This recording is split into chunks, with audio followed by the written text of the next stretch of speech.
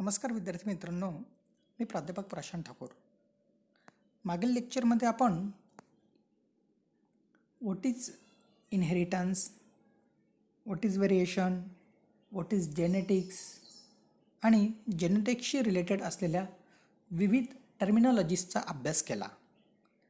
मित्रांनो, आज आपण त्याच्या पुढील पार्ट म्हणजेच who is Mendel, Mendelian inheritance काय आहे, त्याचप्रमाणे मेंडेलने एक्सपेरिमेंटसाठी जे मटेरियल यूज केलं, plant material, selection of plant material म्हणजेच गार्डन पी प्लांट त्याने का सिलेक्ट केलं, तसेच या पी प्लांटमध्ये असलेले 7 पेअर ऑफ कॉन्ट्रास्टिंग कॅरेक्टर्स कुठले कुठले आहेत त्याचा अभ्यास करणार आहोत. त्याचप्रमाणे मेंडेलने जो जेनेटिक्स एक्सपेरिमेंट केला, मेंडेल्स एक्सपेरिमेंट ज्याला आपण म्हणतो, तो कशा प्रकारे त्याने परफॉर्म केला त्याचा अभ्यास करणार आहोत. आणि शेवटी मेंडेलने जो एक्सपेरिमेंट केला आहे त्यामध्ये तो कशा प्रकारे सक्सेस झाला, reason for Mendel's success. Okay, अशा प्रकारे आज आपण या टॉपिकचा अभ्यास करणार आहोत. ठीक आहे, चला तर मग सुरू करूया. Who is Mendel? The first scientific explanation regarding inheritance was given by Gregor Johann Mendel in 1866. He performed experiment on garden pea plant in a very scientific manner and proposed postulates or principles which are now properly known as Mendel's law of inheritance.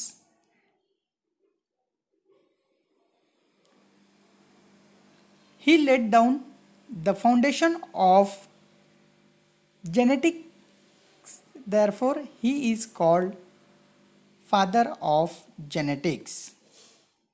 Okay.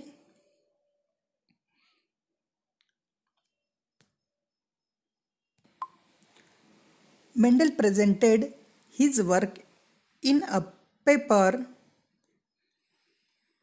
entitled Experiments in Plant Hybridization at the meeting of Natural History Society of Brunn. It was published in the journal Annual Proceedings of Natural History Society in 1866. Okay. Now we will study Mendelian inheritance. Before that, you must know what is clone. Organism produced by asexual reproduction or plant produced by vegetative propagation are identical to their parents and can be called clones. What is offsprings? Organisms produced by sexual reproduction are called offspring. They are not identical to either of their parents but inherit some of the characteristics from the both parents. They may show intermediate characters. Therefore, till 19th century, it was believed that there is a blending inheritance. Blood or heredity units of both the parent get mixed in the offsprings. Okay. Now मित्रांनो, या ठिकाणी त्या 1900 सेंचुरीमध्ये blending inheritance और mixed inheritance हा phenomenon त्या ठिकाणी पाहायला मिळाला. म्हणजे असं काहीतरी आहे, एकतर ब्लड किंवा हेरिडिटरी युनिट्स हे एकमेकांमध्ये मिक्स होऊन त्यापासून ऑफस्प्रिंग तयार व्हायचा. त्याच्यामध्ये ते कॅरेक्टर्स आपल्याला पाहायला मिळायचे. परंतु पुढे मेंडेलने जो अभ्यास केला जेनेटिक्सच्या बाबतीत, त्यामध्ये ब्लेंडिंग इनहेरिटन्स किंवा मिक्सिंग इनहेरिटन्स हा फेनॉमेनन त्या ठिकाणी चुकीचा ठरवण्यात आला. त्या ठिकाणी आपण बघूया मग मेंडलने असं काय शोधून काढलं ज्याला तो असं काहीतरी समथिंग असे काही म्हणजे पार्टिक्युलेट फॉर्ममध्ये त्यालाच त्याने फॅक्टर असंही म्हटलं होतं आणि पुढे त्याला जीन्स असंही म्हणण्यात आलं. तर बघूया मित्रांनो, दिस थेरी हाऊ एव्हर म्हणजेच ब्लेंडिंग इनहेरिटन्सची theory however can not explain why in some cases offspring resemble only one of the parents. For example, offspring of a black and a white horse were black, not grey. Sometimes offspring resemble their grandparents or uncle or aunt and not their parents. Theory of blending inheritance cannot explain this. Okay? Mendel visualized that the traits or such are not inherited physically but by something present inside the gametic cell. To this something he coined the term factors that are responsible for expression of a particular trait or character. He proposed that factors are particulate in nature. The Mendelian factors are now termed as genes. These factors occurs in pairs in the parents and segregate from each other during gamete formation without blending or mixing. मित्रांनो, मेंडलने हेच prove केलं, हे सांगितलं की या ठिकाणी अशा प्रकारे कॅरेक्टर मिक्स होत नाही.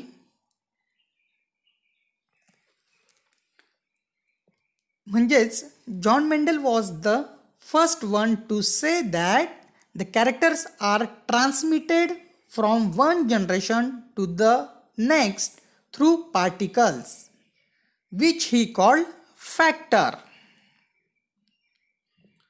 that are now known as genes. Mendel was genius much ahead of times as he has given this concept of factor before the discovery of mitosis, meiosis, chromosomes and without use of microscope. Okay?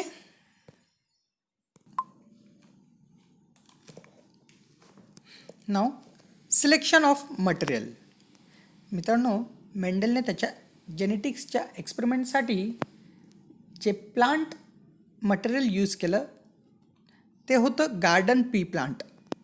त्याचं scientific name आहे payasam सटायवम L.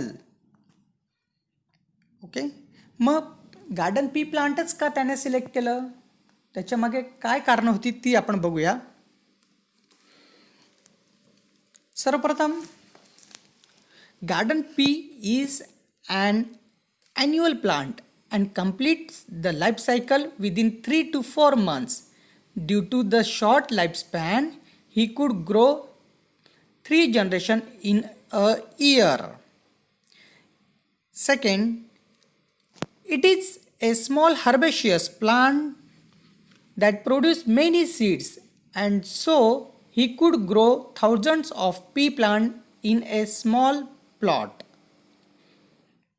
Next, it is naturally self-pollinating and was available in the form of many varieties with contrasting characters such as tall and dwarf plant, yellow and green seeds, violet and white flowers, etc. There are no intermediate characters. Then, though flowers are naturally self-pollinating, they are large enough for easy emasculation required for artificial cross and produce fertile offspring. Okay? मित्रांनो, आता पाहूया आपण Mendel 7 pair of contrasting traits. मेंडलने त्याच्या एक्सपेरिमेंटसाठी garden pea plant त्या ठिकाणी use केला. यामध्ये मित्रांनो 7 कॅरेक्टर्स आपल्याला पाहायला मिळत आहे. हे आहे कॅरेक्टरचा हा कॉलम. त्यामध्ये डॉमिनंट ट्रेट या ठिकाणी आपल्याला पाहायला मिळत आहेत आणि त्याच्याच पुढे रिसेसिव्ह ट्रेट असलेला कॉलम पाहायला मिळत आहे. आता 7 पेअर्स कुठले कुठले आहेत ते पाहूया आपण कॅरेक्टर्स. पहिलं कॅरेक्टर आहे स्टेम हाईट. त्यामध्ये tall is the dominant trait and dwarf is a recessive trait. Dominant trait is represented by capital T and recessive trait is represented by small t. Next character seed color म्हणजेच cotyledon. Yellow is dominant over green. Then seed shape, round is dominant over wrinkled. Pod color, green pod color is dominant over yellow. Then pod shape, inflated pod is dominant trait over constricted trait. In flower position, axial position of flower is dominant and terminal position of flower is recessive. Flower color, colored flower is dominant trait and white flower is recessive. And last pair, seed coat color, colored is dominant over white. Okay, अशा प्रकारचे हे 7 characters आपल्याला पाहायला मिळतील. त्यांच्यामध्ये हे contrasting characters आपल्याला पाहायला मिळत आहे. ठीक आहे मित्रांनो, पुढे बघूया मेंडल्स एक्सपेरिमेंट. जेनेटिक्सच्या अभ्यासासाठी मेंडलने कशा प्रकारे एक्सपेरिमेंट परफॉर्म केला ते आपण बघूया. मेंडलचा एक्सपेरिमेंट मित्रांनो या 3 स्टेपमध्ये आपल्याला पाहायला मिळतो. ठीक आहे. Mendel was very methodical. He first considered inheritance of just one trait at a time, unlike of others who had considered the organism as a whole. Then he studied 2 traits together and then 3. That is, he performed monohybrid, dihybrid and trihybrid cross. मित्रांनो, एका वेळी एकच characters सुरुवातीला मेंडलने एक्सपेरिमेंटमध्ये consider केला. त्यानंतर एकच वेळी simultaneously 2 कॅरेक्टर्सचा अभ्यास त्याने केला.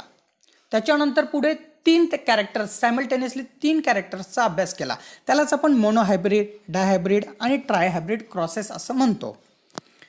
ठीक आहे.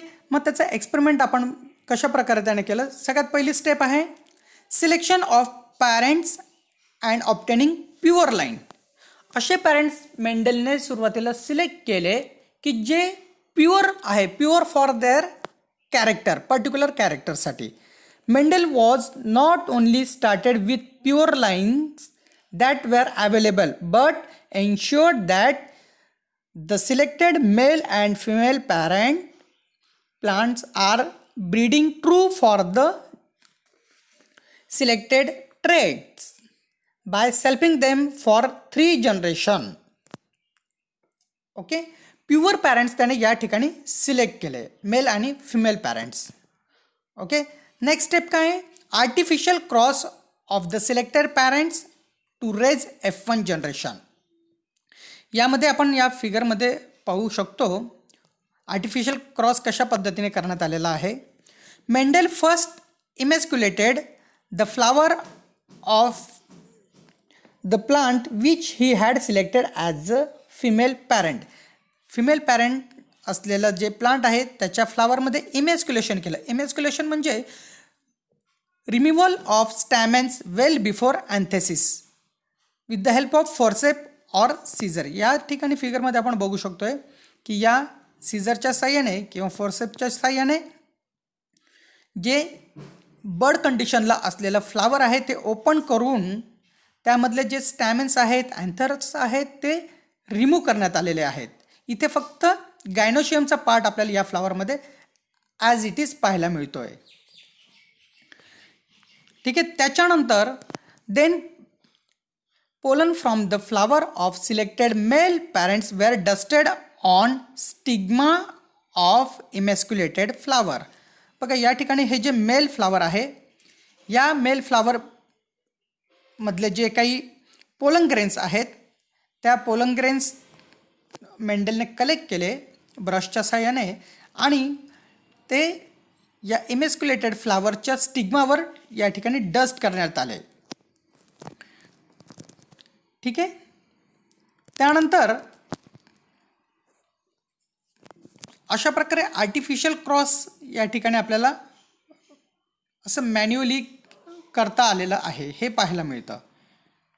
ठीक आहे. त्याच्यापासून F1 जनरेशन आपल्याला पाहायला मिळते. Mendel cross many flowers, collect seeds and raise the hybrids that represent first filial generation or F1 generation. या ठिकाणी क्रॉसिंग झाल्यानंतर या फ्लावरपासून जे सीड्स तयार झाले, fruit and seeds, okay, that is hybrids F1 generation. पुन्हा हे F1 जनरेशनचे हे सीड्स सो केल्यानंतर त्याच्यापासून अशा प्रकारचे हे प्लांट्स तयार झालेले पाहायला मिळतात. F1 जनरेशनचे हे प्लांट्स आहेत. मग पुढची स्टेप काय आहे? Step third, selfing of F1 hybrid to raise F2 generation. Okay, Mendel allowed the natural self-pollination in each F1 hybrid, collect seeds separately and raise F2 generation, that is second filial generation. And then again F3 generation was obtained by selfing of F2 hybrids. Okay. अशा प्रकारे हा हायब्रिडायझेशनचा experiment मेंडेलने perform केला आहे. मित्रांनो, या एक्सपेरिमेंटमध्ये Mendel कशा प्रकारे success झाला ते आपण पाहू शकतो. Reason for Mendel success. His experiment were carefully planned and involved large sample. Okay. He carefully recorded the number of plant of each type and expressed his result as ratio. Okay.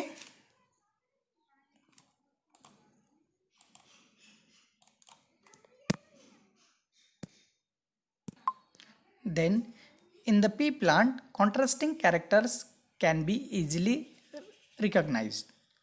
The 7 different characters in pea plant were controlled by a single factor each. The factors are located on separate chromosomes and these factors are transmitted from generation to generation. He introduced the concept of dominance and recessiveness. Okay. या कारणांमुळे Mendel's त्याच्या एक्सपेरिमेंटमध्ये success झाला होता. ठीक आहे. Okay. पुढील आपण topic हा पुढच्या लेक्चरला पाहूया. ठीक आहे. थँक्यू.